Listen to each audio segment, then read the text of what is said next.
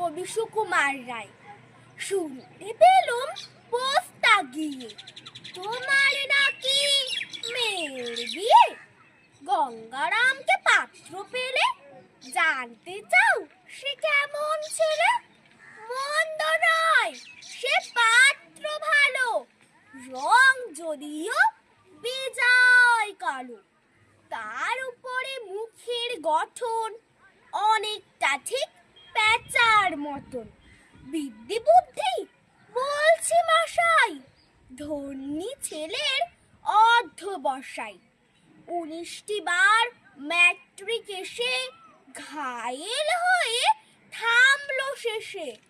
বিষয় আশায় গরিব বেজায়, কষ্টে সৃষ্টি দিন চলে যায়। মানুষ তো নয় ভাইগুলো তার, একটা পাগল একটা গোয়ার। আরেকটি সে তৈরি ছেলে, জাল করে নোট গেছেন জেলে।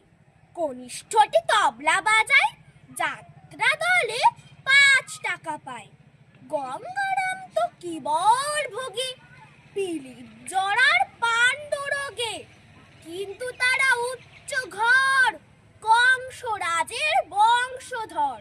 শ্যামলাহিড়ি বনগ্রামের কি যেন হয় গঙ্গারামের। যা হোক, এবার পাত্র পেলে, এমন কি আর মন্দ ছেলে। নমস্কার।